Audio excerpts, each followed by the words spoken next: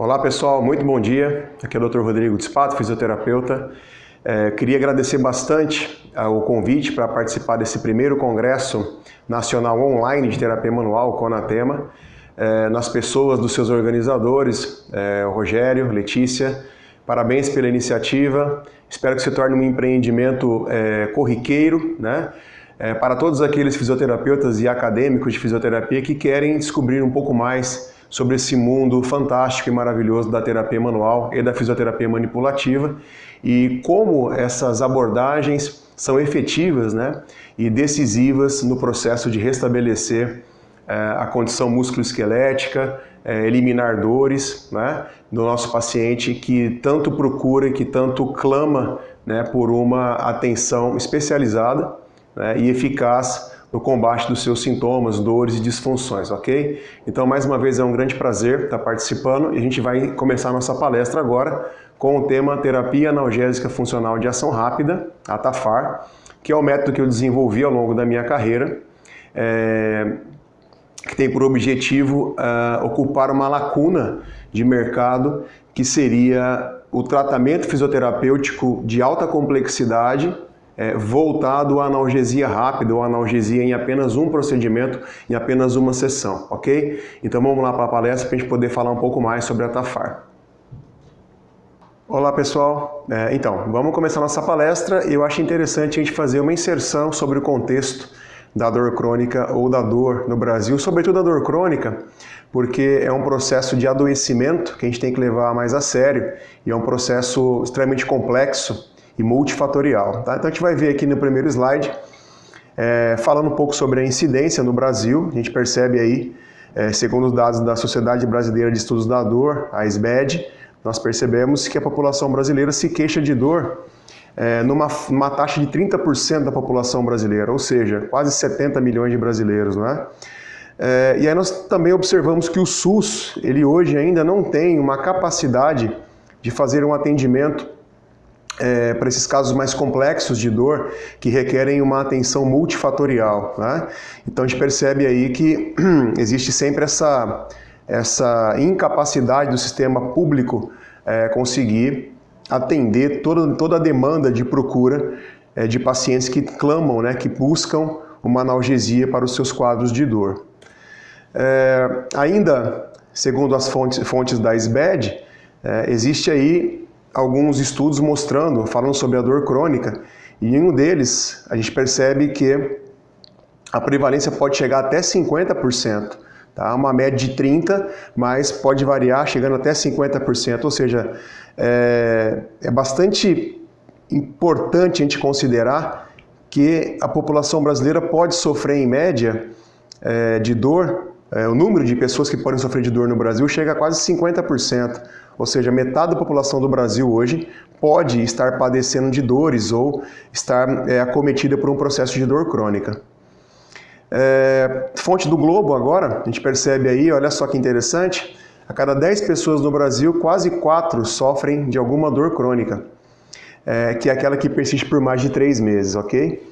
Então a maioria das pessoas que compõe 37% da população, é formada por mulheres. Então é interessante a gente comentar um pouco aqui sobre a incidência, né? Então a gente percebe que a maioria são mulheres que estão vivendo na região sul e sudeste, que tem em média aí uma idade de 41 anos, e sente uma dor forte o suficiente para atrapalhar as atividades cotidianas. Então não é aquela dor que a pessoa pode simplesmente ignorar. Em algum momento do dia, essa dor vai atrapalhar a pessoa realmente desempenhar suas funções no trabalho ou em casa, tirar o ânimo, acometer a parte emocional, a questão do sono, né? Tudo isso vem junto com o processo de síndromes que caracterizam ou que vem relacionado com dor crônica, ok? Então, embora a dor seja entendida como um sintoma de algum problema de saúde, no momento em que se torna crônica, ela é promovida a doença. Bem interessante isso, porque a dor não é apenas um fenômeno consequencial, né, a um processo de agressão, a um processo de trauma, tá? Ela pode, inclusive, quando se torna crônica, ela pode ser tratada ou considerada uma doença. Que a gente vai falar daqui a pouquinho, sobre as doenças crônicas não transmissíveis, que são as doenças chamadas funcionais, nós temos aí hoje, dentro da lista de doenças crônicas não transmissíveis, a fibromialgia, por exemplo, e a dor crônica, tá? Então, não é apenas o enfoque voltado para um sintoma, mas toda a sua complexidade. É lógico que o paciente, ele procura, num primeiro momento, um oásis no deserto, né, gente? Ele procura ali um ponto de alívio, tá? O que fazer depois é um processo que muitas vezes vai ter que ser tratado por uma equipe multidisciplinar, quando se trata de dor crônica, ou seja, vários profissionais vão ter que interagir aí, cada um na sua competência, com essa abordagem terapêutica da dor crônica. Mas precisamos entender que no primeiro momento é necessário que haja uma abordagem efetiva para proporcionar um momento de alívio, né, ou uma quebra da crise de dor, ok? Dando continuidade aí então.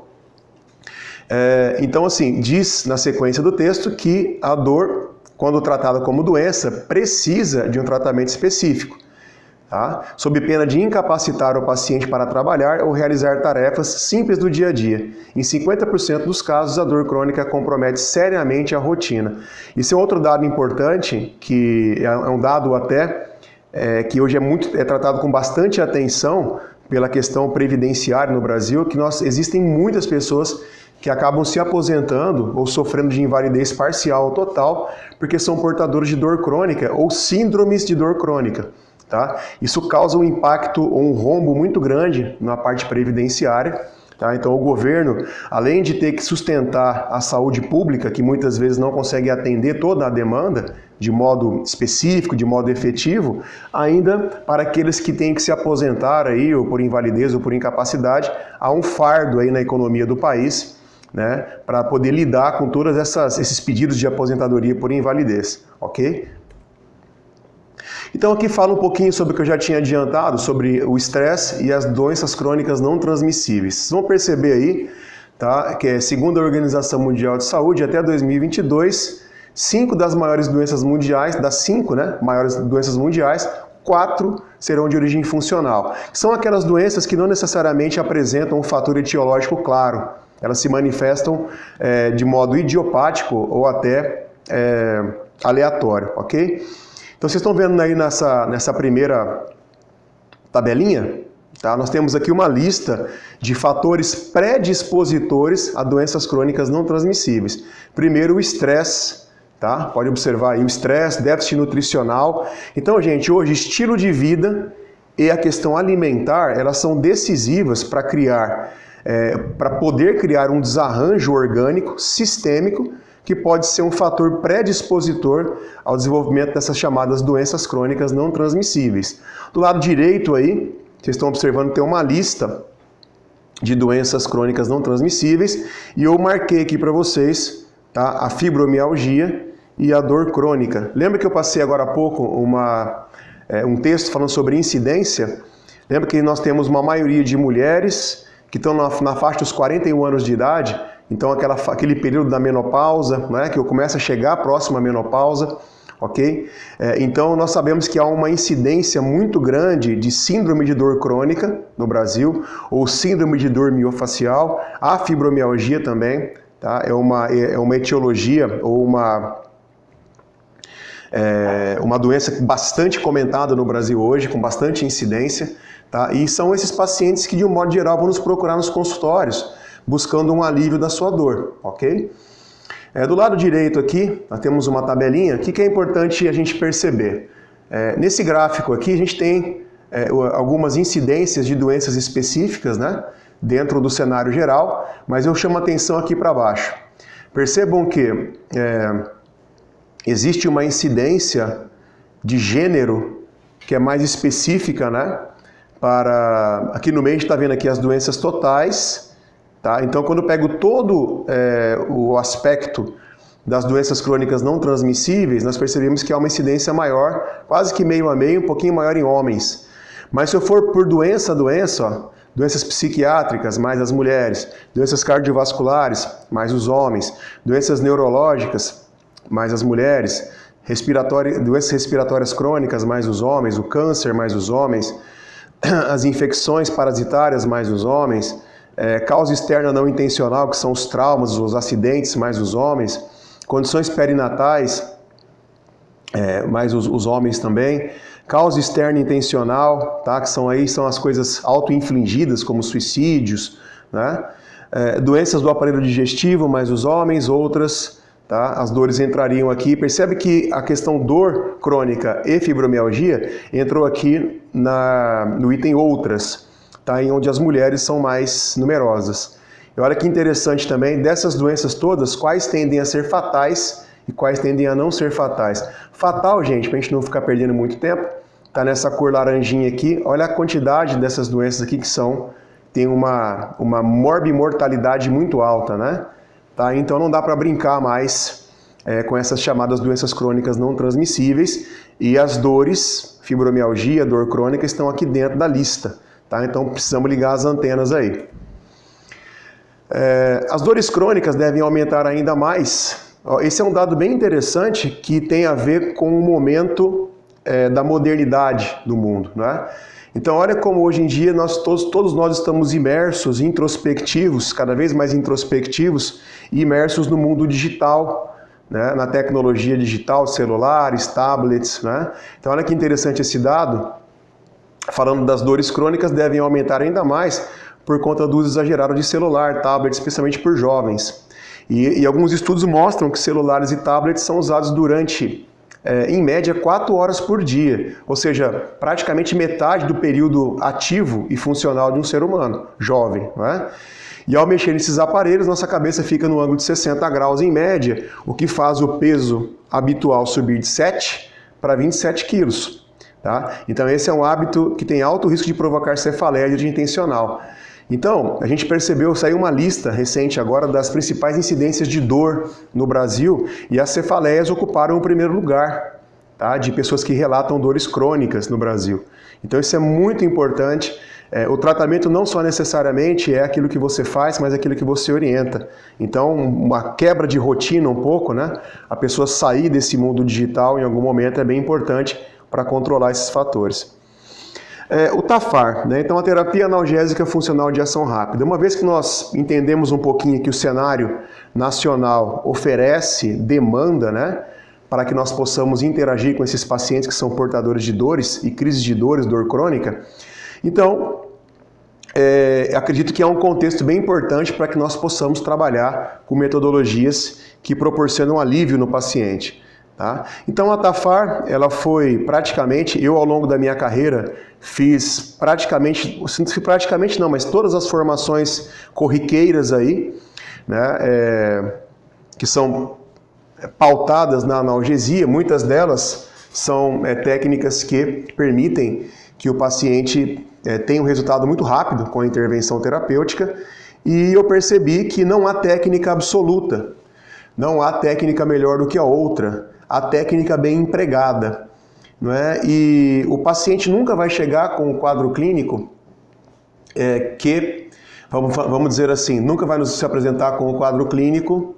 Bom, uma vez que a gente fez a apresentação do contexto, né, pautado no entendimento do cenário da dor no Brasil, falar um pouquinho agora sobre a terapia analgésica funcional de ação rápida, que foi o método que eu desenvolvi ao longo da minha carreira. E é importante salientar que esse processo terapêutico, esse método terapêutico, ele está pautado muito no contexto de analgesia instantânea ou analgesia imediata, que eu vou poder compartilhar com vocês depois, quando eu falar um pouco sobre o histórico do método. Tá? É importante salientar também que, ao longo da minha carreira, eu pude fazer todas as formações pautadas na analgesia ou na busca de analgesia do nosso paciente. As principais formações eu fiz todas elas. E entendi, ao longo desse processo de capacitação profissional, que não existe técnica absoluta, né? Não existe técnica melhor do que a outra, existe apenas técnica mal ou bem empregada. E o paciente, ele também, embora ele possa, muitas vezes, ele possa se apresentar com quadros clínicos semelhantes ou parecidos, um paciente nunca é igual ao outro. Não é? Então as necessidades são diferentes, então eu não posso me permitir usar apenas uma abordagem terapêutica, eu tenho que quase sempre fazer uma miscelânea, um mix, né, de técnicas para que eu possa chegar na melhor resolutividade possível. Outra coisa que eu percebi ao longo da minha carreira é que a dor é apenas a ponta de um iceberg. Não é? Ou seja, existem contextos bastante intrincados com o quadro de dor, ou correlacionados com o quadro de dor, que necessitam de atenção e direcionamento. Tá? Então não dá para a gente ser só, como muitos de nós fazemos, nos auto-intitularmos ou vendermos apenas as técnicas. Fulano de tal, osteopata, Beltrano, acupunturista. Né? O paciente ele precisa entender o que é que ele leva, o que é que ele tem, o que é que ele veio buscar e o que é que ele vai levar para casa. Isso é bem importante. Tá? Então a Tafar ela surgiu em cima dessa minha vivência e ela foi aperfeiçoada, a ideia foi aperfeiçoada no meu vínculo com o esporte de alto rendimento, onde nós sabemos que o atleta ele não pode ficar muito tempo sem competir, sem treinar. Não é? Então, tirando aquela lesão de alta complexidade, o atleta ele não pode ficar muito tempo fora das suas rotinas de treino e competição. Então nós temos que ter ferramentas terapêuticas na fisioterapia que permitam a eliminação rápida dessa dor.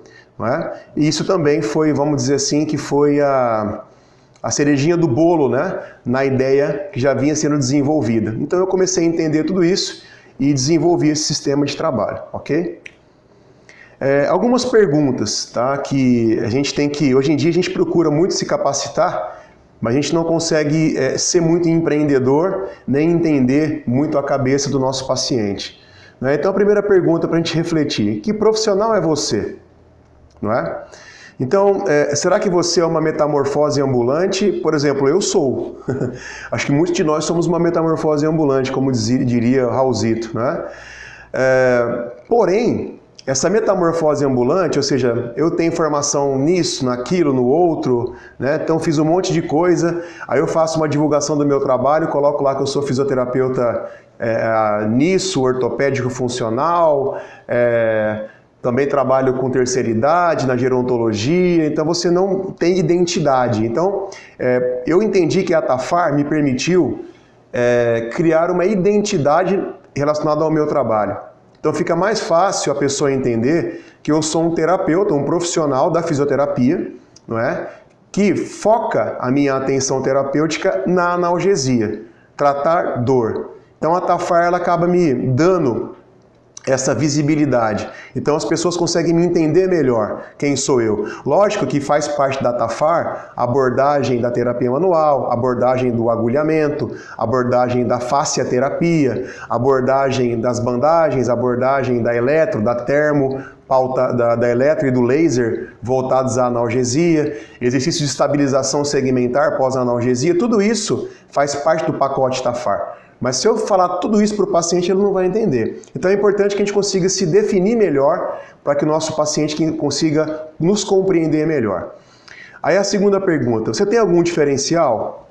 Tenho diferencial tal, tal e tal. Beleza. E o seu concorrente?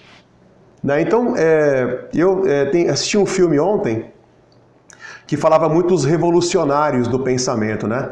Então nós temos, por uma questão social e cultural, a mania de nos comparar com aquilo que é aceito na sociedade. E temos muita dificuldade de tomar decisões que às vezes são melhores do que a decisão consensual, não é? Porque nós temos medo do novo, medo de assumir consequências, medo de sermos vistos como diferentes ou estranhos. O fato é que todos esses, na história da humanidade, todos esses estranhos que pensaram diferentes, sim, foram atacados naquele momento, mas mudaram a história da humanidade. Então, o pensador revolucionário, ele sempre vai ser um pensador que vai ser taxado como estranho, como errado, porque as pessoas querem manter aquele senso de comunidade, do que é comum e do que gera menos esforço. Tá? Então, cuidado a entender que se você tem um diferencial, fazendo sempre as mesmas formações, sempre as mesmas abordagens, se o seu concorrente também faz as mesmas coisas. Então não há diferenciação. Tá? Muito pelo contrário, você vai ser apenas mais um na massa, não é? E sem ter diferencial nenhum, porque para o paciente você tem diferencial e mais toda a torcida do Flamengo e do Corinthians juntas, né? Então bastante cuidado com essa questão de se entender que você tem algum diferencial, pelo menos na parte curricular, tá? Você vende algo para você ou para o seu cliente? Então aquela história, muitas pessoas colocam assim, eu, doutor fulano de tal, a gente percebe que na verdade a divulgação do profissional, na verdade é um marco ao ego dele, é um busto, né? É uma estátua, um estandarte ao ego dele. Então ele coloca lá que ele tem formação nisso, na escola tal, que ele fez não sei o que, não sei aonde. Ok, faz parte isso. Né? Mas isso, para quando você vai se apresentar, isso vem depois. A primeira coisa que tem que ficar clara é o que é que você quer entregar para o seu cliente, né? E como o seu cliente vai entender isso. Depois você se apresenta quem você é, o que você fez, tá? Então é preciso rever um pouco a ordem com que você se comunica com o seu cliente, tá? Você fala ou faz mais? Então é aquela história, né? Tem muito papagaio hoje em dia, falando muita coisa, blá blá blá, que nem fala o Tite, né? Esqueci um pouco do Tite, não podemos esquecer que ele está com a cabeça inchada, né? Todos nós estamos um pouquinho, mas fala muito, né? Fala muito, a gente fala demais e não proporciona nada prático, nada que modifique a fisioterapia.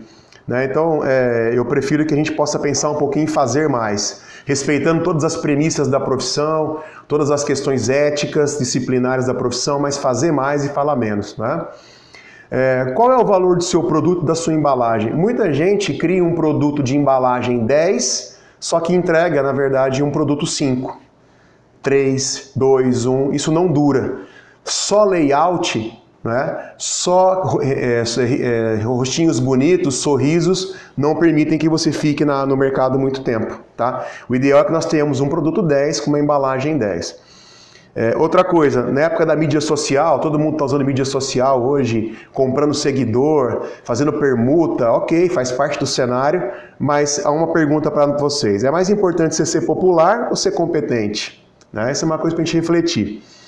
E para finalizar essa primeira análise, né, sobre nossas ações, é melhor atender 1 a 100 ou 10 a 10? No final o resultado é o mesmo. 1 vezes 100, 100, 10 vezes 10, 100. Não é? Agora, qual que é o seu problema? Você quer trabalhar com qualidade, com tempo e atenção e bem valorizado o seu atendimento? Ou você tem algum complexo de autoestima baixa, que eu preciso colocar 100 pessoas na minha clínica e tudo mais? Então eu acho que a pauta tem que ser para o diferencial, para a qualidade e não para a quantidade. Tá? Então fica aí alguns itens para a gente poder refletir um pouquinho. Todo mundo está na profissão, todo mundo quer ganhar bem. Mas olha que interessante aí, fisioterapeuta, piso 1.580, salário médio 2.311, maior salário 3.041. Lógico que eu conheço fisioterapeutas que ganham 20, 30, né? Até um fisioterapeuta colega nosso, né, do esporte, no clube de futebol especificamente, saiu muito na mídia, né, recente, que nós temos fisioterapeutas hoje no Brasil ganhando 200 mil reais por mês, 250, 300, né? Então, gente, ninguém chega a um salário desse por acaso. Há competência, há o período dos tombos, né? O período em que essas pessoas se arriscaram, ninguém chega a um patamar desse de salário por acaso e fazendo a mesma coisa. Que nem diz nosso ilustre Einstein, não há como ter resultados diferentes fazendo a mesma coisa, ok? Então vamos acordar um pouquinho. O que eu posso começar a fazer para diferenciar o meu serviço, ter qualidade, ter reconhecimento social, né? Principalmente quando você começa a associar a sua competência, não é, a mecanismos de prática com base em evidência, a instrumentalização tecnológica do seu trabalho.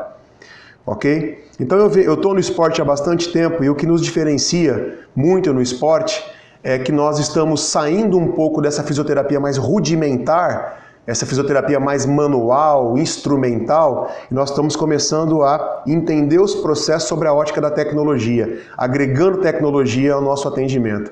Tá? Não é uma crítica ao que se faz hoje, não é? Mas nós precisamos ancorar o nosso trabalho também com a tecnologia. E o nosso conselho nos ajuda, ele trabalha para isso. Tá? Então a gente está vendo aqui, enquanto várias empresas hoje estão implementando tecnologias de avaliação, como a termografia, aproveitar e mandar um grande abraço ao Dr. Marcos Brioski, da Abraterm, é um grande revolucionário aí da área médica.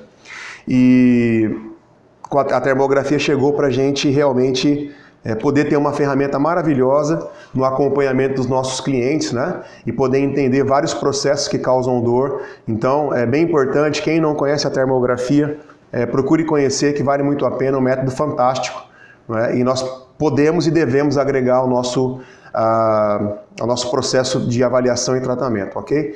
Então, vocês estão vendo aí o referencial nacional de procedimentos da fisioterapia, o último que saiu, a termometria cutânea, e nós podemos cobrar R$ 112. A estesiometria, né, que é o algômetro analógico ou digital, nós podemos cobrar R$ 84. Isso só na avaliação. Então nós precisamos abrir os olhos um pouquinho para a avaliação high-tech na fisioterapia, ok?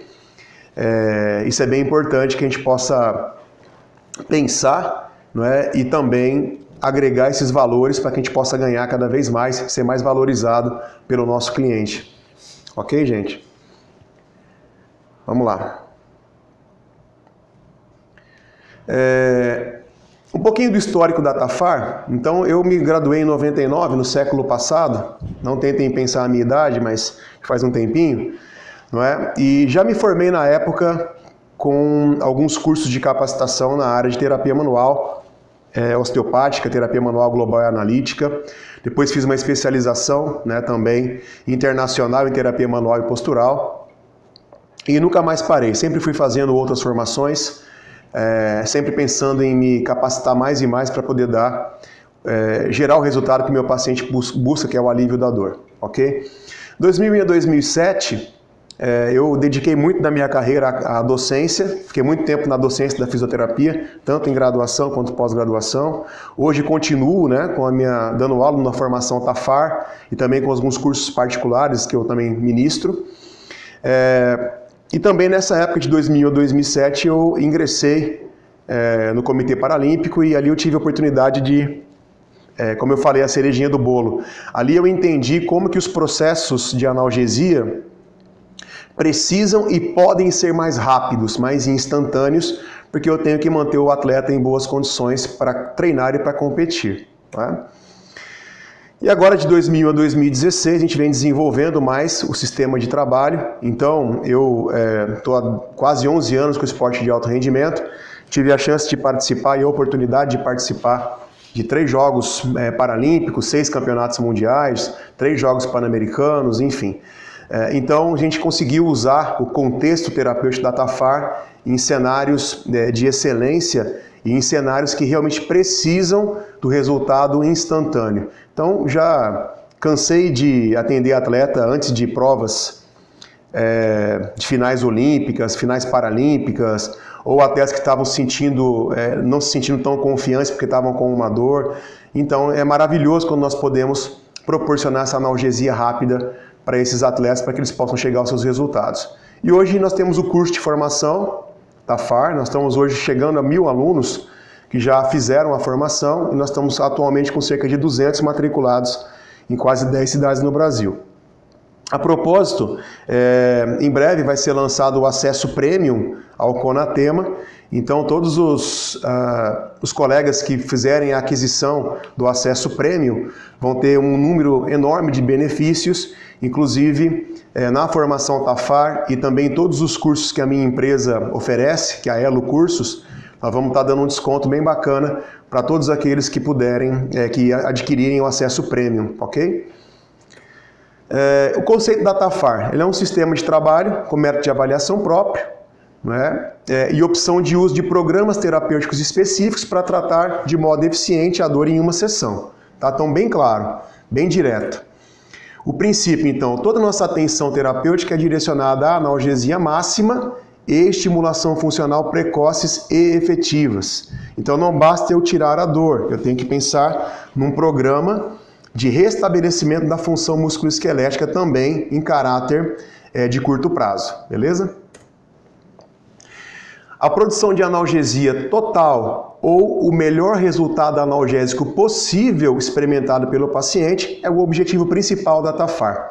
Então, para todos aqueles que atendem um paciente portador de dor ou em crise de dor, que você consegue ao final da sessão gerar 100% de alívio, ou a maior experiência de alívio que a pessoa teve até então, você passa a ser instantaneamente o referencial para essa pessoa. Você, né, e também ela vai, a partir desse momento, colocar toda a capacidade de marketing espontâneo dela a seu serviço, com a família, com os amigos próximos. Então, é exponencial, tá?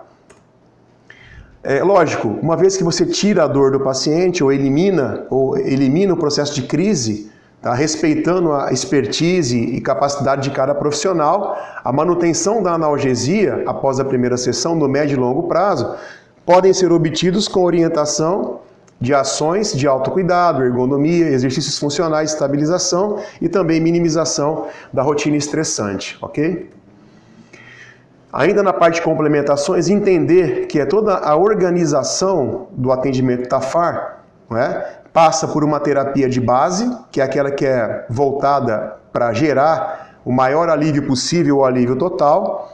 Eventualmente, precisamos de uma terapia complementar para amplificar os resultados. O paciente, entre uma sessão e outra, porque ele volta para um retorno após a primeira sessão, nós trabalhamos com uma terapêutica de suporte, principalmente com as bandagens e com a auriculoterapia, para que o paciente se sinta atendido no ambiente domiciliar, até que ele possa retornar. E quando ele retornou, nós fazemos uma segunda sessão de complementação e entregamos um programa para o paciente pautado em terapia de estabilização de resultados, que é mais no caráter de médio e longo prazo, ok? Gente, a dor, de um modo geral, ela sempre começa pelo macrotrauma ou pelo microtrauma ou pelos processos genéticos ou de envelhecimento e degeneração, ok? Então nós temos aí um exemplo de macrotrauma. Todo macrotrauma, no Brasil principalmente, é muito comum a pessoa sofrer um macrotraumatismo de alta complexidade, procura fisioterapia, não é? Tirando alguns casos mais específicos, uma vez que ela se vê livre da dor e da inflamação, ela abandona o tratamento, ela não faz o processo de reeducação funcional. Não é? E aí você pode ter, no médio e longo prazo, sempre que a pessoa sobrecarrega essa área pré-traumatizada, ela vai invariavelmente apresentar dor e disfunção ligada à dor. São pacientes que procuram o serviço também bastante. Aqueles chamados pacientes mal curados, né? de uma sequela de macrotrauma. E o microtrauma, que é o mais comum. Está todo mundo numa rotina super estressante, que envolve sobrecarga postural, cinética, não é? Overuse, e aí o paciente começa a ter aqueles sintomas noturnos, que vai piorando ao longo do tempo, aí normalmente a pessoa entra em automedicação, faz uma fisioterapia paliativa, isso não resolve o problema, a pessoa entra em cronicidade e engrossa a estatística de dor crônica no Brasil, tá? E junto com a cronicidade, como a dor se mantém, a pessoa acaba adquirindo alguma disfunção mecânica adaptativa que vai criar problema também em outras áreas. Então é muito importante que nós tenhamos a iniciativa de também criar campanhas de prevenção. A pessoa tem que saber que a dor crônica, tirando algumas situações mais idiopáticas, não é? Ou genéticas, a dor crônica ela nunca nasce como crônica, não é? Ela sempre inicia por uma fase aguda que tem que ser bem conduzida e bem eliminada, ok?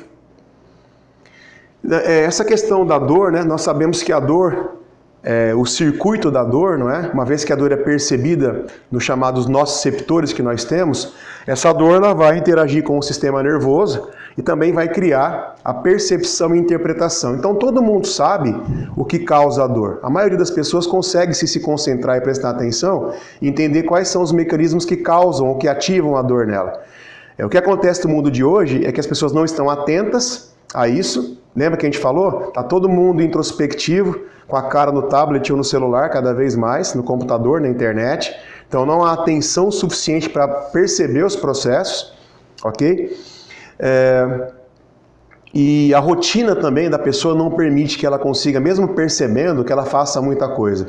Tá? Então, uma pessoa que ela fica tendo dor, que ela fica com esse circuito ativado por muito tempo, não é? Ela vai acabar gerando o chamado comportamento de dor. Então é aquela pessoa que cria todo o cenário de catastrofização da dor dela, desenvolve a chamada personalidade tóxica, ninguém consegue ficar muito perto da pessoa porque ela reclama de tudo, ela chama atenção pela dor, ela quer mudar o mundo ao redor dela a partir da doença que ela tem de dor crônica, ok? Então é bem complicado. Então chegar ao extremo do comportamento de dor significa um fracasso, né?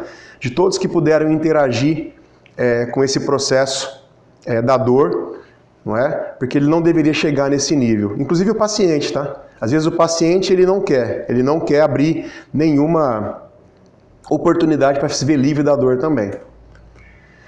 Nós temos hoje 3 grandes grupos de dor, as chamadas dores disfuncionais, onde entra a fibromialgia, dor miofascial, as dores nociceptivas, que são as dores pós-traumáticas ou microtraumáticas, e as dores neuropáticas.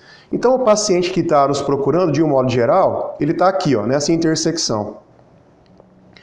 O maior grupo é composto por perfil sindrômico e pós-trauma, tá? E um grupo menor também de pessoas com dores neuropáticas, ok?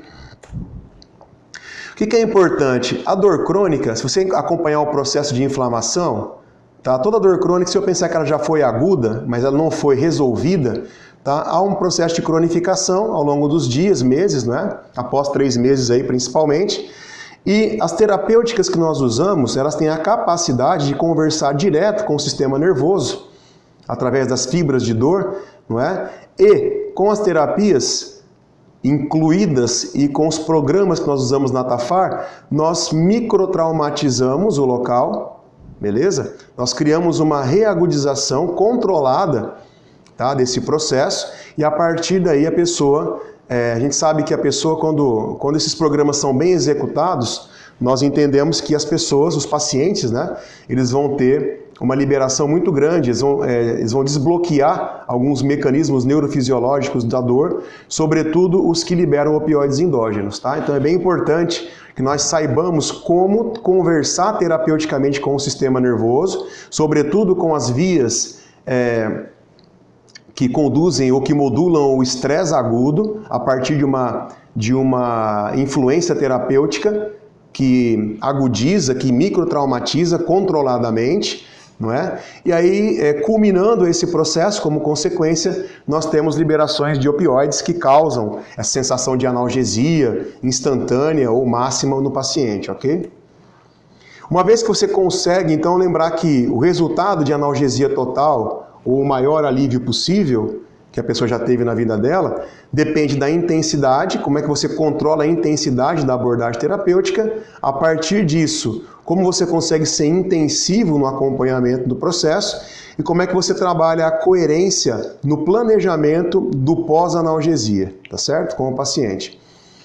Importante entender também que a dor, gente, a dor crônica, ela cria toda essa ciranda, não é? Então toda dor que persiste por muito tempo, ela vai criar chamadas adaptações mecânicas, não é? A pessoa vai entrar em padrões de antalgismo, ela vai entrar em posturas e movimentos para evitar a dor, tá? Isso vai também criar um processo de evitar o movimento, que é a cinesiofobia. Isso vai criar todo um quadro de inatividade, desuso, fibrose, perda de mobilidade, perda de flexibilidade, perda de força. Tá? Como a dor se propaga mais à noite, vai ter problema de sono, sono não reparador, não é? E a pessoa, logicamente, quando ela percebe, pô, tô com dor, não consigo fazer nada, atividade física, não consigo me socializar, não tenho força, não tenho flexibilidade, tudo que eu faço me dói, ela vai entrar em algum surto de depressão ou pânico, isso é bem comum. Agora veja quem são os 2 vizinhos da dor. A cinesiofobia, que é o medo do movimento, e a depressão ou a ansiedade. Quando eu consigo criar um oásis para a pessoa, de alívio, dentro do deserto de dor crônica, não é? Quando eu consigo proporcionar um momento de alívio, eu começo a criar uma ruptura com esses 2 vizinhos mais próximos aqui. Então, por isso que é importante, quando eu tiro a dor, quando eu consigo eliminar a dor, que nós tenhamos pronto um processo de acompanhamento desse paciente, para que ele possa viver sem dor e com qualidade de vida melhor. Adquirir ou contrair esse programa é de cada paciente, nós temos só que oferecer para ele, isso é bem importante. Hoje se fala muito de prática com base em evidência, como é que eu posso realmente trabalhar, parece uma coisa complexa, né? Uma coisa muito difícil de você implementar e não é. Lembra que todo paciente que chega no seu consultório, ele é o universo tá? E também a amostra. Então, tudo que o paciente... Então, uma pessoa que tem uma capacidade de fazer uma boa condução semiológica vai entender todas as características que vêm relacionadas à dor. Vai conseguir entender um cenário inicial, sem precisar comparar esse paciente necessariamente a nenhum grupo, a nenhum outro grupo de desvio padrão, ok? O paciente ele é único nas suas características. Então, a gente tem que saber explorar isso bem para que nós tenhamos uma hipótese diagnóstica muito clara. Então, quando você conduz bem a semiologia, você vai criar ali o chamado instante zero, o instante pré-intervenção. E vai ali eleger todos os fatores que você quer modificar com o tratamento. No nosso caso vai ser a dor, não é? E em cima do tipo de dor que a pessoa tem, no instante zero, no instante pré-intervenção, você vai planejar uma intervenção terapêutica. A intervenção terapêutica vai criar uma sensibilização nesse paciente, e aí os resultados vão se apresentar no instante 1 ou no instante pós-intervenção. E aí eu vou ter condições de fazer um comparativo de instante 1, resultados, com instante 0, queixa. Tá? Sempre que eu conseguir evoluir total ou parcialmente o que eu encontrei no instante 0, o tratamento se mostra parcialmente ou totalmente efetivo. Isso me gera um feedback, ok? Se eu não conseguir que esse cenário seja invertido, eu vou ter que rever todo o meu procedimento, tá? O que faltou aqui, para que eu não entendi, o que faltou no meu processo, para que eu possa reconfigurar esse cenário com base em evidência. É bem importante aqui que as ferramentas tecnológicas vão me ajudar bastante aqui a entender melhor essa amostragem e esse universo que o paciente apresenta na avaliação, ok? Uma coisa bem importante, gente, é o seguinte: todo paciente que tem dor crônica, ele é um ser humano com muitas características, tá? E com muitas influências que podem acometer ou piorar o quadro de dor. Então a idade é um deles, né? Então é importante para que antes de eu tratar esse paciente, eu entenda aquilo que eu posso tratar, que tem relação com a dor, e aquilo que eu não posso. Por exemplo, a idade. Nós sabemos que quanto mais a pessoa envelhece, mais problema ela tende a ter, ok? Então a idade é um fator que eu preciso correlacionar. Uma coisa é o meu prognóstico de analgesia total para um paciente que tem 20 anos e uma primeira crise, outra é para um paciente que também está em crise, não é? Mas tem 50 anos de idade. Tá? Então tem que correlacionar a idade. Nós não conseguimos com a Tafar nem com método nenhum rejuvenescer o paciente ou o corpo dele, ok? A questão do índice de massa corpórea. Nós sabemos que dentro da dor musculoesquelética, o sobrepeso e a obesidade interferem. Então o paciente que está muito acima do peso vai ter problema também para ter um alívio maior. Se a pessoa teve trauma na área antes ou não, também interfere, né? Uma pessoa que teve dor, já teve traumatismo na área que ela tem dor, já tem um fator de complexidade a mais aí no processo de remissão do sintoma. Não teve trauma, mas teve sintomas prévios. Rodrigo, não é a primeira vez que eu tenho dor aqui. Quer dizer, já não é a primeira vez, já há uma sensibilização prévia. Então também isso contribui para a maior complexidade do processo de dor. Cronicidade, como nós vimos, né? Então quanto mais tempo a pessoa está com dor, gente, pior, né? Vai havendo uma série de adaptações no processo de dor crônica, sobretudo na parte neuroemocional, postura, movimentos, tudo vai mudando na vida da pessoa. Então, quanto mais crônico, mais complexo, não é isso? A incidência de dor. Então, aqui a gente verifica o seguinte: a dor piora quanto? Uma vez por mês? A cada 15 dias tem uma piora forte? Toda semana tem uma crise? A crise é diária ou é constante? Então, quanto mais presente a dor, né, pior para o paciente, pior para a gente também. Característica da dor: é uma dor irritável ou irritante? Dor irritável é aquela que melhora com repouso, com a quebra de rotina, ela é menos complexa, né? A dor irritante é aquela, não importa o que eu faça, mesmo em repouso, de férias, no Caribe eu tô com dor, né? Também mais complexo. Outra coisa, a profissão da pessoa ou a rotina diária dela envolve estresse físico e estresse emocional, tá? Se houver, a probabilidade disso também ter uma relação com a dor é grande, tá? Aspecto postural, se a pessoa tem uma postura com uma alteração leve, moderada ou grave, quanto pior a alteração postural, maior a probabilidade da pessoa ter, a gente chama encouraçado, uma atitude antálgica passada, isso atrapalha a postura, não é? E cria problemas também em outras áreas. O aspecto emocional, aqui a pergunta para o paciente é o seguinte: quando você está alterado emocionalmente ou de humor, piora a dor? Ah, Rodrigo, piora. Então se tem aspecto emocional mais complexo. Então, gente, outra coisa, doenças sistêmicas. Tem pessoas que têm dor, mas que têm outras doenças diagnosticadas, das quais ela se trata regularmente. Então também é um fator de complexidade que aumenta aí, diminui a perspectiva de remissão total dos sintomas. Então, no final, tudo que eu mostrei para vocês faz parte de uma ficha que nós desenvolvemos. Então, para cada pergunta dessa que eu faço, eu vou somando pontos para o paciente. Então, é uma ficha baseada em score, não é? Então, eu vou somando pontos e nós amarramos assim. Quanto mais pontos a pessoa soma, pior, tá, é a dor dela. Ou pior é a complexidade. Ou maior é a quantidade de contextos que estão presentes, interferem na dor, mas que não são passivos de correção terapêutica via TAFAR nem fisioterapia, ok? Então é importante entender isso também para a gente possa contextualizar, tá? Como esse é um congresso de terapia manual, na TAFAR, como eu disse, nós temos 4 módulos do curso. O primeiro módulo trabalhamos sobre a parte de manipulação, articular, vertebral. Segundo módulo, trabalhamos com a parte de agulhamento. Terceiro módulo, a parte de miofáscia e liberação instrumental e manual.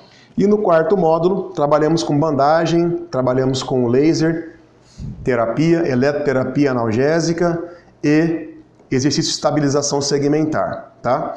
Então, como é um congresso de terapia manual, a gente vai pautar em cima do módulo 1, que é o módulo de manipulação, ok? Então, rapidamente aqui, nós sabemos que podem acontecer determinados problemas que fixam articulações na coluna ou na pelve, não é? E essas fixações podem criar dor e disfunção, ok? Nós chamamos então, isso é definido como lesão primária, que é aquela lesão que a pessoa está bem e de repente faz um movimento intempestivo, súbito, e uma fixação se estabelece, causando dor e bloqueio e limitação do movimento, tá? O que acontece é que nós temos que perceber, será que toda pessoa que teve uma lesão primária na vida, ela tem consciência disso e procura um tratamento adequado? Né? Provavelmente não, tá? Nem todo mundo conhece osteopatia, ou quiropraxia, ou terapia manual para buscar um profissional logo que de imediato. Então a probabilidade é que essa lesão primária seja tratada de modo paliativo, tá? Com chamados subtratamentos, né? E isso vai criando toda uma carga de adaptação mecânica e sintomatológica a partir da lesão primária. Ou seja, o que não está se movimentando, tá? O que deixa de se movimentar, obriga as vizinhanças a se movimentarem mais, tá? Que são as chamadas lesões secundárias, que envolvem hipermobilidade reacional e a distância da lesão primária. Com o passar do tempo, é bem provável que o paciente passe a sentir dores à distância do local primário, tá? E aí muitas pessoas tratam essa dor de uma maneira paliativa, só que nós sabemos que essa lesão secundária, ela deriva dessa primária.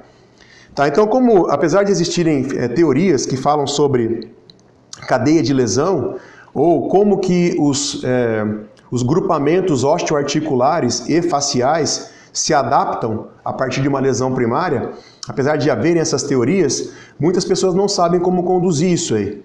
Tá? Então, a gente percebe o seguinte, entendendo que grande parte dos pacientes nos procuram em caráter de lesão adaptativa, nós propusemos um programa terapêutico que visa avaliar pontos de transmissão de força, tá? Ou de equilíbrio na pelve e na coluna, avaliar o posicionamento e a funcionalidade desses segmentos, além do sintoma, e a partir disso propor um programa, um protocolo de normalização de todas essas áreas. Tá?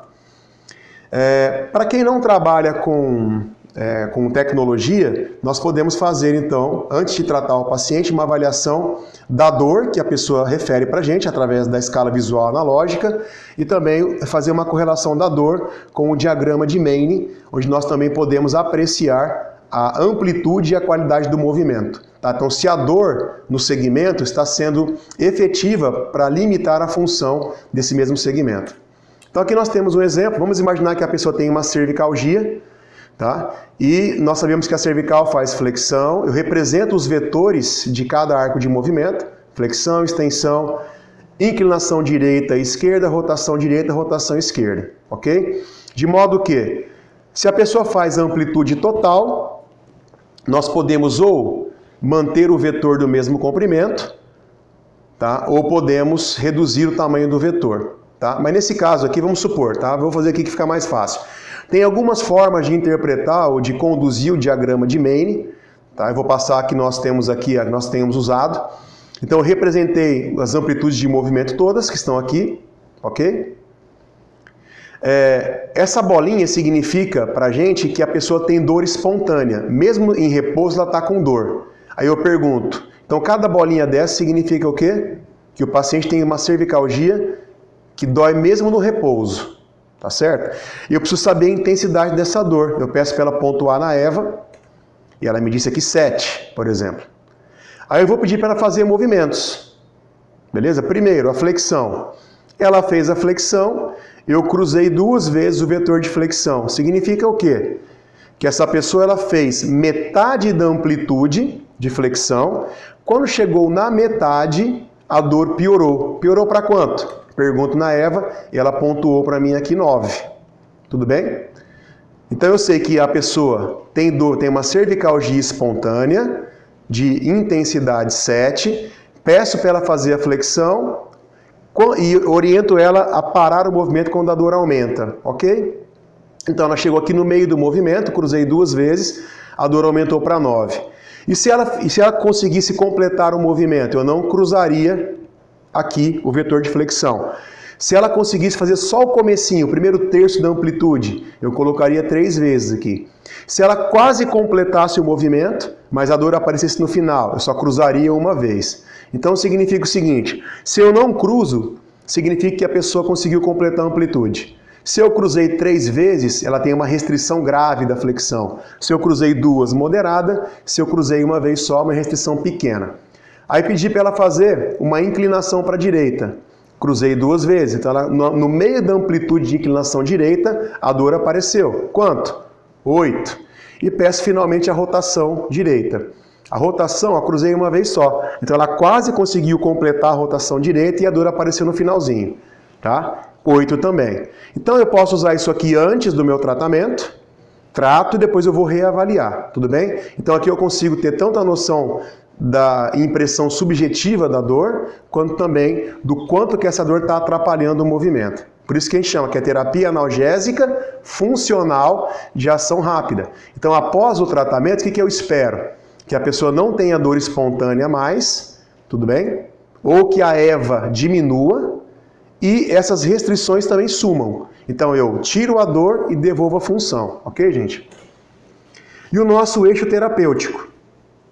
Então, além da avaliação do músculo piriforme e do músculo psoas, que tem uma relação muito forte com as dores pélvicas e dores lombopélvicas, né? Nós vamos avaliar também a região sacral, os ilíacos, que nós encontrarmos ali de mau posicionamento e disfuncionalidade, a gente vai propor a correção, o pivô lombar L3, tá? A charneira tóraco-lombar T12 L1, que é a transição entre curvaturas, o vértice torácico T4 a T9, a normalização da charneira cérvico-torácica C1, C7 e a primeira costela, quando for o caso, a normalização do pivô cervical baixo C5, do pivô cervical alto C2 e no final nós trabalhamos o complexo OAA, tá? Principalmente com as manobras de base de crânio, beleza? Então esse é o nosso programa que a gente vai aplicar aos pacientes. Foi bem legal. Uma professora parceira nossa, quero mandar um grande abraço, a professora mestre Priscila Menon, lá de Rondônia, de Porto Velho, docente da Uniron, né? Então ela fez a formação TAFAR, é uma parceira nossa, ela conduziu um trabalho de TCC, onde nós testamos esse protocolo, tá? E aí, o resumo aqui, esse trabalho acabou de ser aceito no Congresso agora de Fisioterapia em Fortaleza, Congresso Brasileiro de Fisioterapia, como paper. Então a gente ficou bem feliz que é um trabalho que executou, averigou, na verdade, a funcionalidade desse protocolo com 30 pacientes, ok? Portadores de dor lombar ou de dores não inespecíficas, tá? Então aqui tem um pouquinho, né, da amostra, da conceituação da amostra, a idade, o desvio padrão de idade, o IMC, que a gente considerou também, e a escala visual analógica e tal, e nós executamos então todo o protocolo. O que foi interessante? Então a média de dor subjetiva ficou em 7,8, mais ou menos 2,124 no pré-atendimento. E no pós-atendimento, por incrível que pareça, nós tivemos, né, um P igual a 0,0001, que é estatisticamente significativo. Beleza? Então veja lá que no final da aplicação do protocolo de manipulação, todos foram testados novamente, né, com relação à dor. E nesse momento 100% da amostra referiu a ausência de dor, ou seja, zero na EVA, tá? Comparado com a condição inicial pré-tratamento. Então, é um primeiro estudo que a gente fez, é um estudo piloto até, né? Logicamente, nós vamos continuar, a nossa ideia é continuar trabalhando, pesquisando isso aqui, mas nós ficamos bastante felizes aí com esse resultado desse estudo. Então, gratidão a Priscila mais uma vez e a aluna que executou o trabalho brilhante. E, gente, voltando um pouquinho, eu vou mostrar aqui agora, para vocês terem uma ideia, eu falei um pouco da metodologia de manipulação, só que nós estamos com um curso de bandagem agora, pautado em evidência. Então, olha que interessante, nós fizemos aqui um relato de caso, que eu vou apresentar para vocês, de um paciente que tem dor do tornozelo, jogador de tênis, dor no tornozelo há bastante tempo, e é uma pessoa, um rapaz jovem, com 20 anos de idade, mas ele tem uma rotina bastante pesada, ele é estagiário, ele é engenheiro, está acabando a faculdade de engenharia, e ele é estagiário durante o dia e treina. Então uma rotina bastante estressante. Então aqui a gente fez também a avaliação do estresse, até porque a dor dele é crônica. Então sempre que tem dor crônica é interessante a gente pesquisar estresse. Tá? Esse é um sistema chamado neurometria computadorizada, onde nós usamos sensores que são colocados no corpo do paciente, e esses sensores enviam sinais fisiológicos de estresse para que o software possa analisar e demonstrar se a pessoa está realmente no padrão de estresse alto ou não. Perdão, ok? Então aqui mostra o exame que nós fazemos, nós colocamos sensores na cabeça do paciente e nas mãos, tá? É o exame decúbito dorsal, levantar, ortostatismo. Nós criamos um choque hemodinâmico aqui a partir das 3 funções que o corpo humano executa no dia a dia, que é o repouso, a ação, que é ficar sentado a partir do repouso, e depois se manter em pé até o final do exame, que é a recuperação da ação. Então nós entendemos como é que o sistema nervoso vai reagir para regular toda a funcionalidade orgânica a partir do teste. Beleza? Depois executamos a termografia também, tá? Executamos a termografia da área de dor, que é uma dor no tornozelo que ele tem. Também podemos pesquisar melhor a localização através de eletrolocalização. Tudo isso aqui eu tenho na clínica, eu trabalho sempre com tecnologia. E quando nós encontramos o ponto de dor, nós aplicamos a algometria digital para investigar a quantidade de pressão que eu faço no ponto, que é necessária para a pessoa sentir dor, começar a sentir dor, nós chamamos de limiar de dor. Depois eu faço um segundo teste, que é pressionar até o insuportável, para ver o nível de tolerância à dor também, ok? Então aqui é o caso clínico. Então, um paciente de sexo masculino, 20 anos de idade, atleta de tênis e estagiário, passa o dia em pé. Tá? Ele está relatando uma dor que é microtraumática, não tem entorse, na região da passagem do tendão no extensor longo dos dedos, não é? Sob o retináculo inferior. Perdão, bem aqui mesmo, onde eu marquei aqui para vocês. Tá? E ele relata que ele tem uma fadiga ao final do dia, uma dor fadigante no final do dia. Quando ele faz a inversão, tá? Ele tem dor também, a dor é reproduzida nesse local aqui. Então aqui nós aplicamos um stipper, que é um botão de biorressonância, que ativa a circulação local, e aplicamos uma bandagem, tá? Na verdade é uma bandagem com finalidade analgésica. Nós testamos aqui antes da colocação da bandagem, até falar um pouquinho aqui sobre a fáscia, né? Então nós testamos aqui a mobilidade da face para cima e para baixo, para analisar qual a tração facial que mais causa alívio nessa área. Tá? Então nós também temos descrito na metodologia da bandagem, quando tem dor local, eu coloco uma âncora no local e faço um tensionamento para o músculo que age nesse local. No caso aqui, região do extensor longo dos dedos, beleza? E criamos uma âncora maior aqui para estabilizar, tá certo? Vejam só a avaliação de estresse dele. Então olha só como é que está a capacidade dele de praticar atividade física a partir da avaliação. Ele está muito mal, então ele vai suportar aqui no caso, no máximo uma atividade para promoção de saúde. Beleza? E a reserva que ele tem também está moderada, não está muito boa. Então aqui a gente vê basicamente isso aqui, é como se fosse o motor que gera potência e aqui o combustível. Então o motor não está girando muito forte e o combustível está pela metade. Beleza? A termografia dele, aqui é a área de dor. Tá? Então nós vemos aqui, deu uma diferença comparado desse lado com esse lado que não tem dor, de 1.2, gente. 1.2 é sugestivo de lesão já, ok?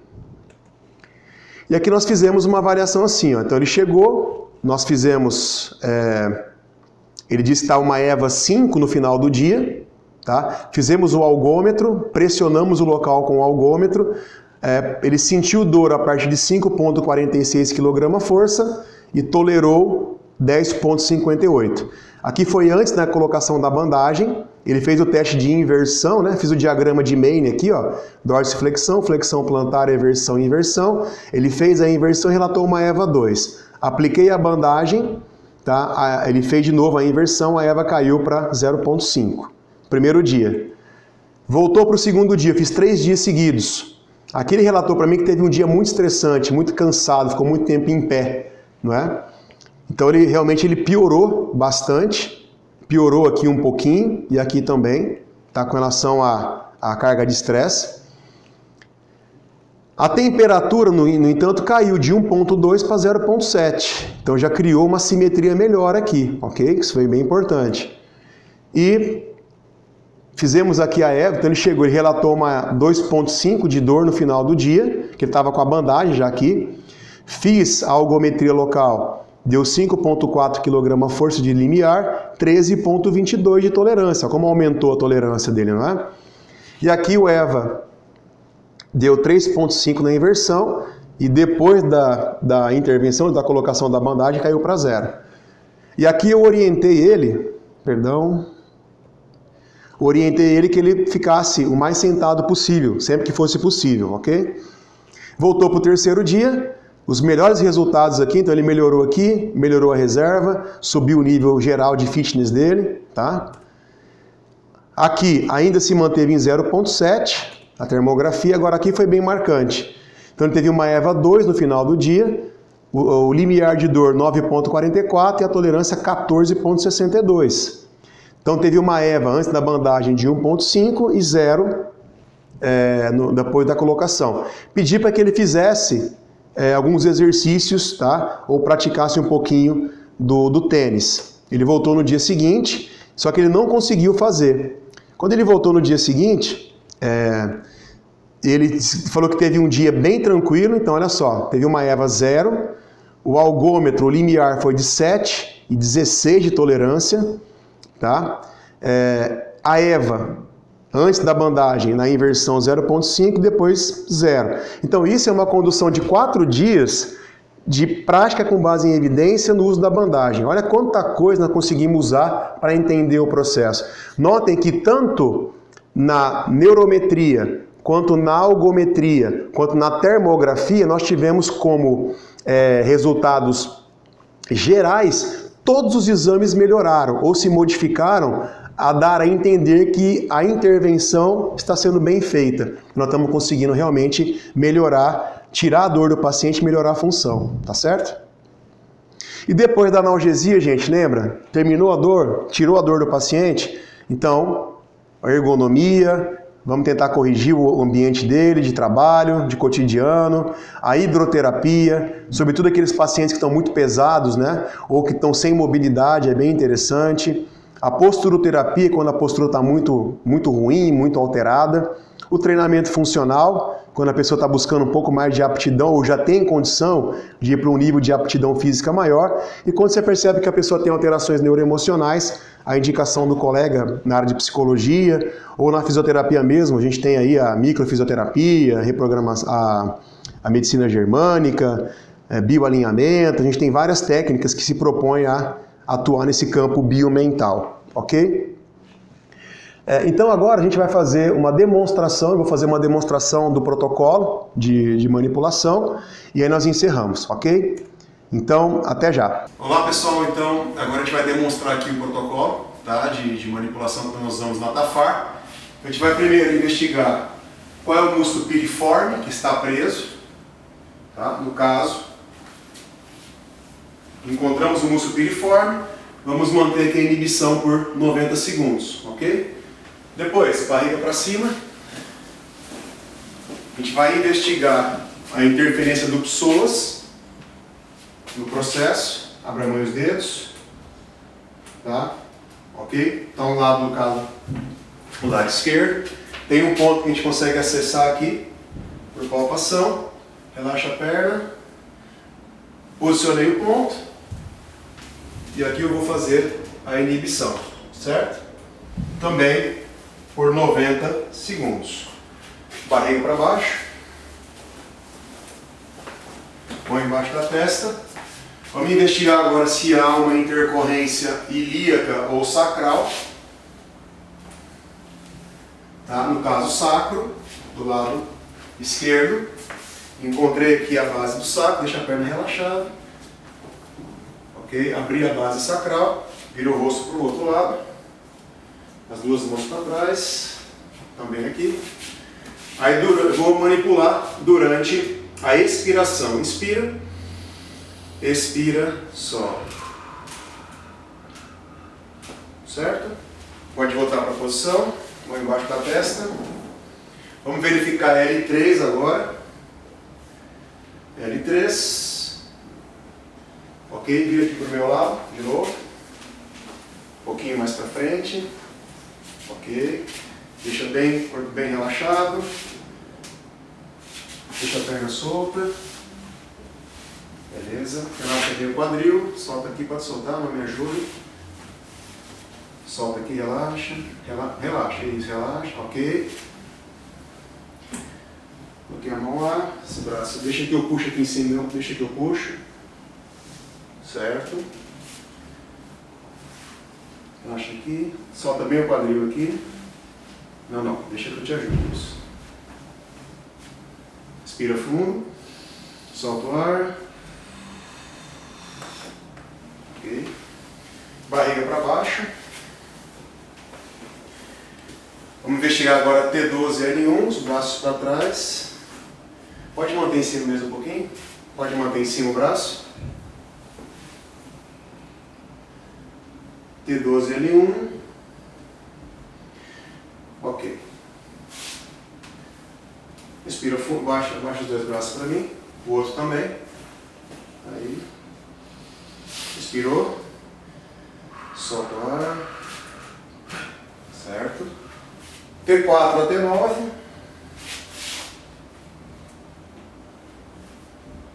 Expira fundo. Soltou. Solta. De novo. Soltou. Solta. Ok? Vou embaixo da testa. Lembrar um detalhe, tá? Manipulação de T12L1 tem manipulação semidireta, manipulação balística, manipulação lombar roll adaptada, T4, T9, técnica lift-off, técnica double Nelson, técnica dog. Tá? A gente usa essas no curso porque tem um aprendizado mais fácil e é mais rápido a aquisição da técnica pelo aluno. Tá? C7T1, vira o rosto para mim aqui, o rosto só, esse braço vai lá para trás, ok, relaxa aqui bem a cabeça, respira fundo, soltou, e solta, relaxa, aqui. Barriga para cima, as as duas mãos na costela. Analisar aqui C5, C2. C5, solta. Relaxa bem aqui, ó. Inspirou, soltou. Aqui eu posso tanto manipular como eu posso mobilizar, ok? C2, aqui, mesma coisa, ó. Solta bem. Inspirou, soltou. Tanto mobilizo ou manipulo, certo? Aí no final, a gente vai apagar a luz e vamos conduzir aqui, junto com a respiração. Relaxa bem o pescoço, relaxa bem a cabeça, solta a cabeça na minha mão. Tá? Vamos trabalhar bastante as manobras de base de crânio para dar uma relaxada no sistema nervoso e assimilar, né? Trabalhar toda a mobilidade crânio-sacral também no final, beleza? No caso aqui do Isaac, é bastante comum a gente encontrar os pacientes que procuram a gente, muitas vezes, estão um pouco rígidos, estão um pouco inseguros por até não conhecer a manobra. Então é sempre bem importante, tá? Por isso que o Tafar ele tem várias opções. Não necessariamente nós temos que entender que todo paciente é um paciente que tem que ser tratado com manipulação, beleza? Não necessariamente a manipulação é soberana sobre outras técnicas. Ela é rápida, é efetiva, funciona, mas sempre considera como é que o paciente está para receber isso. Se ele tem contraindicação, se ele não tem, se ele conhece a manipulação, porque ele às vezes não vai te falar, você tem que conversar com ele, explicar um pouquinho, para ele conseguir entender o procedimento e relaxar mais para receber o tratamento. Beleza, gente? Então, esse aqui é o que vocês vão aprender no módulo 1. Quem vier conhecer a Tafar, espero que todos venham um dia. Tá? Esse aqui a gente vai estar vendo no módulo 1. Beleza? Obrigado, um grande abraço a vocês. Certo, então, gente, mais uma vez eu agradeço bastante pela oportunidade. Foi um grande prazer fazer parte desse primeiro Conatema. Espero estar presente nos outros também. Tenho certeza que vai ser um evento tradicional. A gente vai trabalhar junto também para poder cada vez mais fazer com que essas informações tão valiosas possam chegar a todos vocês. Né? Fica aqui os meus contatos. Né? Tem meu Instagram, o Instagram também da Tafar, tá? Da Elo Cursos, o Facebook, os contatos por e-mail e o nosso site. Ok? Então agradeço muito a vocês, espero que tenha sido bastante esclarecedor, tá? Que vocês possam fazer bom uso dessas informações. Lembrando que eu vou ter mais uma palestra com vocês, que é a palestra de reabilitação computadorizada do estresse e das dores crônicas, para apresentar uma nova metodologia bem interessante para a gente, tá? E também para o paciente que é portador de dor crônica.